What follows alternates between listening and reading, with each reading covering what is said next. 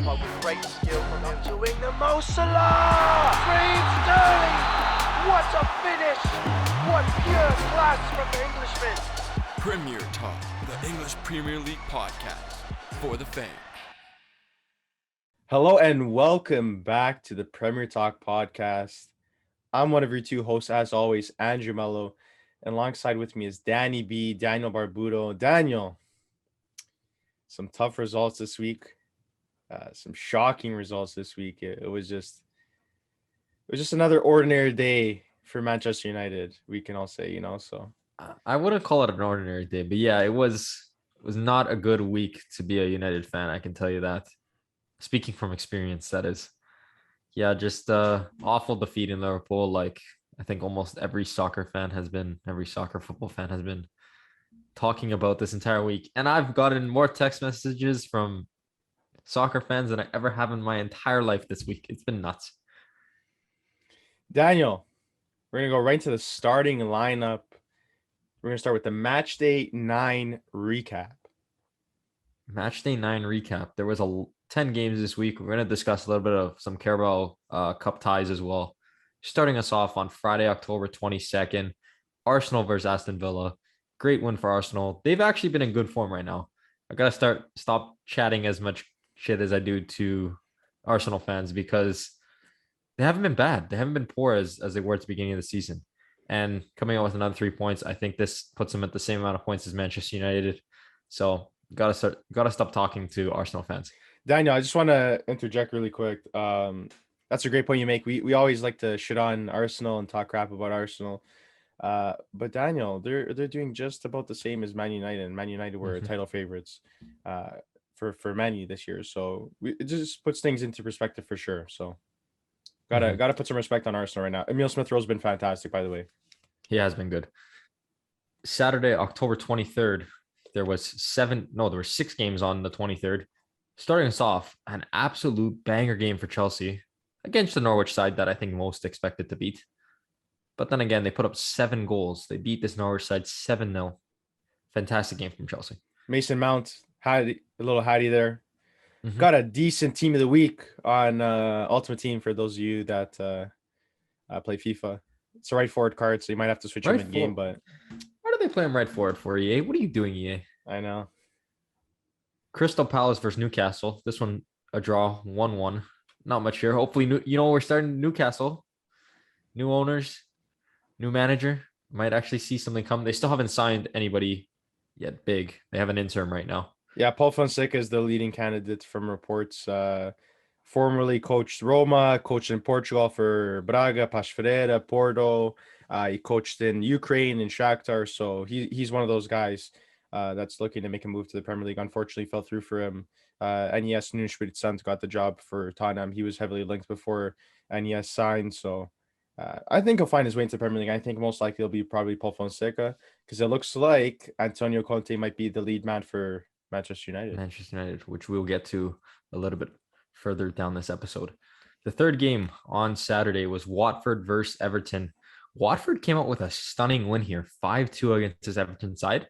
More goals than I thought Watford would put up. But then again, Watford was down. Watford was down 2-0 to start the game. This was an incredible comeback. Emmanuel Dennis was fantastic. Joshua King, fantastic. It was just a great statement result from Watford under the new manager, Claudio Ranieri, following a previous week that was quite shocking against Liverpool. Liverpool handed them a 5-0 slap. Another 5-0 slap this week for Liverpool. But we'll get into that later in the episode, like Daniel already mentioned. The fourth game, Leeds versus Wolves. Again, there's not much to see in this one. Full time, it was a 1-1 draw. Both teams come out with 1 point. Both teams aren't doing too well currently this year. I think most people expect them to be higher up in the standings, especially already 9 games in, but they're both sitting in the lower half of the table. We got Burnley versus Southampton. Again, 2 teams that haven't been doing great. Tied 2-2. Both got the 1 point. And then we got this Manchester City team who we have 2 games to discuss about. The first one, beating Brighton, which Brighton's been pretty good this year. I think they've been better than most teams have expected them to be. But then they go and kicked out of the Carabao Cup, which they haven't lost until losing to West Ham. West Ham, was it? In penalties? Yeah, West Ham. Yeah. In penalties, they lost to West Ham, and they haven't lost. This is not the stat, by the way. In 1,827 days. That was the last time Manchester City lost a Carabao Cup draw. I know that means they are 4-time reigning champs with that stat there of the Carabao Cup. So there'll be a new champion this year, which would be nice to see. I always like to see those smaller sides fight for it. It'd be incredible for West Ham to win the Carabao Cup. That'd be really cool to see. As they've been fantastic in the Premier League this year. To start, they're in the top 6 right now as it stands. So terrific job from West Ham. They really elevated their game out over the last couple of years and the last couple of seasons, and they've really established themselves as a top 10 side in the Prem. And you see that they're doing really well in the Europa League this year as well. So just credit to them, and it'd be cool to see a team like West Ham win it. Moving on to Sunday, October 24th, we have the team we just finished talking about, West Ham, on great form, beating Tottenham 1-0 on Sunday. Another 3 points. Great for them to see they continue their winning ways with 2 wins this week and wins in Europa League from last week. They're on great form right now. Brentford versus Leicester. We've been talking about this Brentford side this year because they haven't been scared to play top 6 teams. Mm-hmm. I don't know if you consider Leicester a top 6 team. I know over the last few years they have been. I consider them, yeah. This year they haven't been great, and they ended up losing to this Leicester side 2-1. Great 3 points for Leicester because they're not looking too great on the standings right now. So to see them get the 3 points, jump a couple teams, it's great to see if you're a Leicester fan. And then we move on to the 10th and final game of Matchday 9. I don't even want to talk about this one, to be completely honest, but I know I'm forced to. I want to. Liverpool. I want to talk about it. Absolutely smacking Manchester United 5-0. And it happens to be our game of the week. Not because it was a good game or anything, but just because how important it was for both these sides. Andrew, why don't you kick us off for our game of the week? Daniel, it started off poorly beginning in the 5th minute with a goal from Keita. Lovely, it wasn't lovely. It was just a tap in. Poor defending. It was a lovely start for Liverpool. That's what I was trying to get at there. And then Jota popped one in. Poor defending. Yep, 13th minute. Then Salah, 38th, 45th, and then the 50th. Poor defending. So there was 4 goals, Daniel. It was 4-0 at the end of the half, and they got their 5th and right at the start of the second half. But Daniel, the overall theme from this game for Manchester United was them being non-existent. There was no heart. There was no passion in this team. Every single goal that Liverpool scored was as a result of poor defending. The body language was just absolutely garbage. It was shit to see. It wasn't a good football match in that sense. The only reason why we're highlighting it is because it was shocking to see, really. Manchester United defensively as a unit, garbage. Harry Maguire, he's an $80 million fridge. He's just an $80 million pylon. Like, does absolutely nothing back there. You can't win games with that guy leading your team, unfortunately, especially with Varane out. Varane picks up the slack a little bit there and helps him out. But he was absolutely I'm running out of adjectives. Horrendous. Daniel. Yeah, he was horrendous. He was bad. It was bad, Daniel. On one of the goals, he bumped into Luke Shaw, had no awareness of where he was. There was gaps in between the midfield line and the defensive line. Easy for Liverpool to get in between lines and really penetrate the Manchester United defense. It was a joke. It was a joke, and I think it's a bit of the manager's fault, and I think it's a bit of the players' fault. We can't just say Ole's fault. Fault. Yes, it is Ole's fault, and there's many things that need to be fixed from a tactical standpoint. But at the same time, it looks like the players don't want to play for him. It looks like the players don't want to play for this club, for the badge, and it's doing such a disservice to the fans. Fans that pay good money, and it's not cheap to go watch a Premier League game week in, week out, and they're fans that deserve so much more. And the way they played was just a lack of heart, lack of passion, Daniel. And it really showed in the scoreline. The heads dropped right after the second goal. You could see that they're already defeated so early on, only 13 minutes in. And credit to Liverpool. Liverpool were hungry. They really wanted to go out there and draw first blood and continue keeping the pressure on. And that's why they did so well. And I think that it was frustrating from a Manchester United fan perspective because one team showed up to play and the other just popped on their kits, their boots, and they stood around the field. So that's what it really looked like. Red card for Pugman this one. That was just out of frustration. Studs up tackle. It was a yellow card. That was reversed. Ronaldo kicking out of Curtis Jones. I think that Ronaldo kicked the ball. I think people were a little bit. You got lucky that he kicked the ball. He was lucky that he kicked the ball. That was obviously out of frustration too. A lot of people are just trying to bash on Ronaldo for that. I think that any player would be frustrated, and he kicked the ball. He didn't kick Curtis Jones, and then there's a little scuffle there. Bruno was the only player that went to go defend Cristiano Ronaldo. I think that if you're a team, it's showing that there's a lack of cohesiveness with the group right now. Every player should be getting in there to defend their own player, right or wrong. You should always be there for your teammates, and they weren't even doing that, Daniel. They couldn't even stand up for their own players. You saw the whole Liverpool team swarm, but there's only Bruno Fernandes and Ronaldo in that scuffle. It was just embarrassing, Daniel. I want to hear from you. I keep rambling on here, but I'm so glad I'm not a Manchester United fan, because that stuff would really get under my skin. I can't lie to you. It was a very tough week. It was. I was disgusted watching it. I think that's the only way I can look at it. It was gross as a Manchester United fan. After the fourth goal, I'm like, why am I still sitting here? Yeah. Like, why am I putting up with this when this team doesn't even look like they want to be here? That's all it came down to. The defending was terrible. It was horrendous. It was shocking. Every single goal could have been stopped somehow. Oh, 100%. 100%. There was nothing that Liverpool did in this entire game that I was like, wow, that was a really nice goal. Or wow, that was like that's Liverpool right there. Because Liverpool have fantastic talents all across the field. Their team is phenomenal. They have lots of depth. They're a title contending team. And when you go at Manchester United playing your rivals as Liverpool, you got to expect that they're going to come out flying. And United just got there, and they I don't know what they expected. I don't know if they expected Liverpool to relax on them, considering the form that Liverpool's in. I don't know. I don't even know what they were thinking. Varane being out, it was shocking. Luke Shaw played the worst game he's ever played for Manchester United. Maguire, I got to say the same thing, because he was absolutely brutal.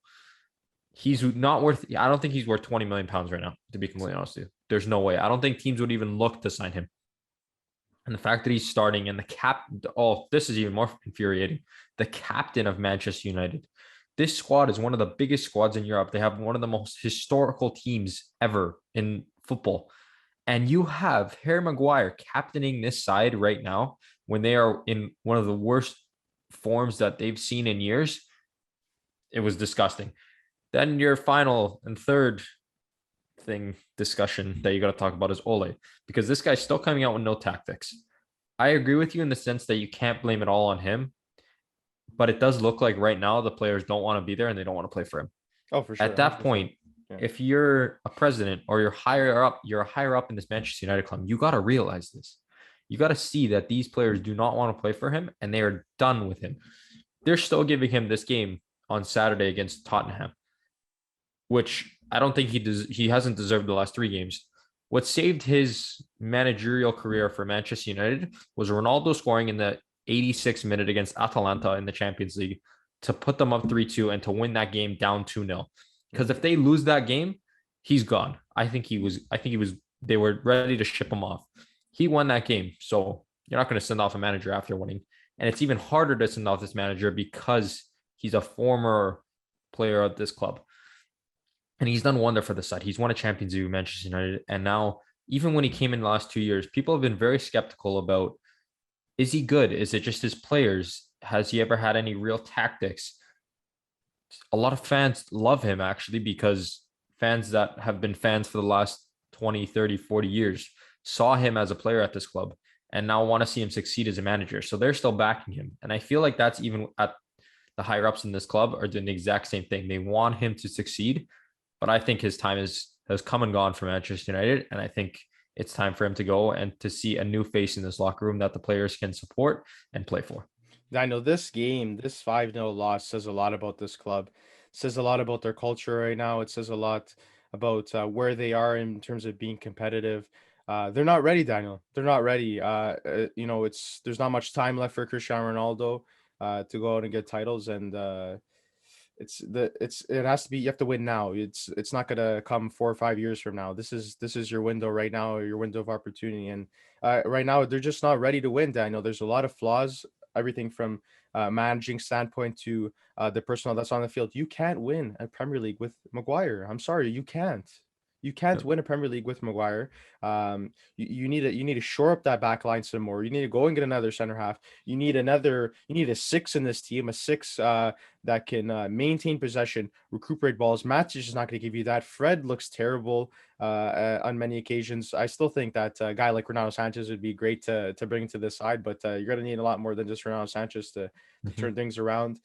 Sancho underperforming. I still, he's been non-existent this season. He's not been good I at don't know all. if he's just not. He doesn't fit the style of football. What is the Premier League, and that's in that fast-paced style. Because he was absolutely fantastic in the Bundesliga and the DFB Pokal. So I don't understand why it's not clicking with Sancho right now. That's another issue there. You spent a lot of money on him. You need to see results, and you need to see them immediately. Um, so there's many things telling about this game. Mhm. And the one thing that keeps popping in my head is Man United's not ready. They're not ready to be a contender like Man City or Chelsea or Liverpool. They're just not ready, and that's because there's guys that don't have that quality. And the big thing with United is depth. You see that Varane comes off. Look how terrible they look defensively. Yep. Varane was helping a lot back there. So it's just very telling of this Manchester United side, and that depth is what wins you Premier League titles. We've seen it with Liverpool, how bad they were last year because of the center back partnership was non-existent. And you see how teams like Chelsea and Manchester City are able to succeed. It's because they have guys they could rotate in for these cup ties. They have guys that they could rotate in during the middle of the week when there's makeup fixtures and stuff like that, and Champions League Mhm. fixtures. There's always guys that could pop in. Saul, Jorginho, Conte, Kovacic. That's four guys that they could rotate in now in the midfield. Then they got the defensive side of the park, of the field. They got Reece James could slot in as a center back. It's just that versatility that these teams have that Mhm. allows them to win these tough points throughout the middle of the weekend. Manchester United doesn't have those guys.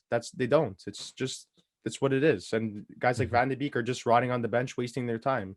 So there's so many things wrong with this club right now. Couple other things. I like going back to Van de Beek because you just mentioned him. I'll talk about that first.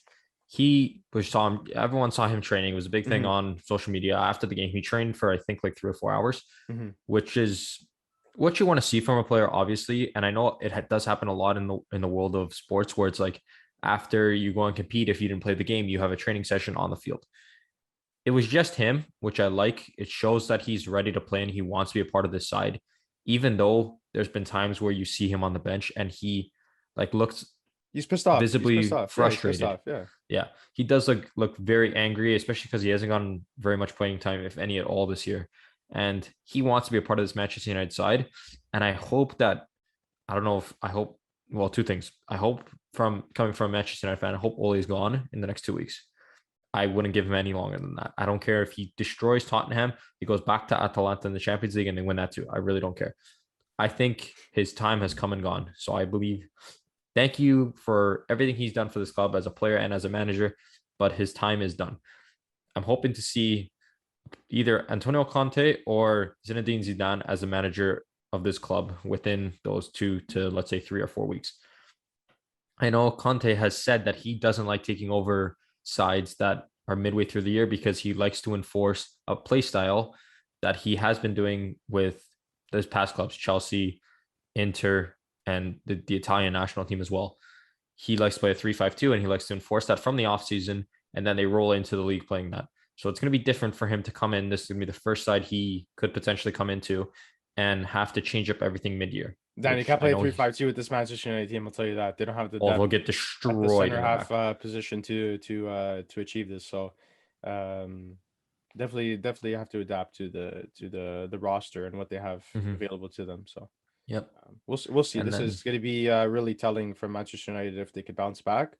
And I don't see them winning the Premier League. I don't see them doing very well in the Champions League this year. Just because of the lack of depth. Maybe they'll go sign some guys in January. Who knows? But I don't expect much from this Manchester United side this year. not much. completely I agree. was with these signings. I was thinking maybe this is the year they really contend, but Mhm. not now, Daniel. I feel like most people did.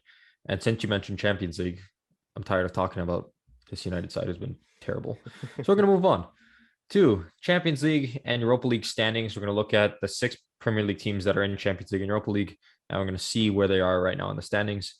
So starting us off with Manchester City, they currently sit second in Group A. Their biggest competitor, also who sits in first, is PSG.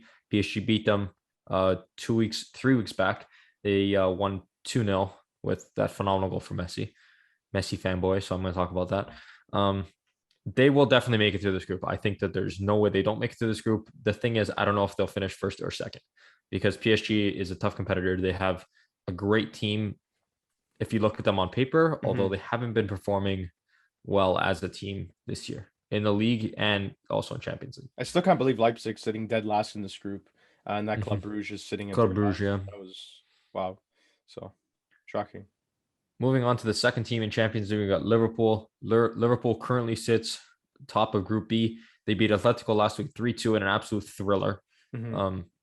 With who got the red card? Oh, who got the red card in this game? There was a red card. He scored. I think it was. Oh, it was Griezmann. That's who it was because he. Oh, it was Griezmann. Yeah, it was Griezmann. It was. He got the first 2 goals, and then he got a straight red for a high boot. Yeah, that was a dangerous tackle. Now it's coming to me. I remember now. It was dangerous. It was he had his foot really high. I don't even know. Somebody on Liverpool ran into it.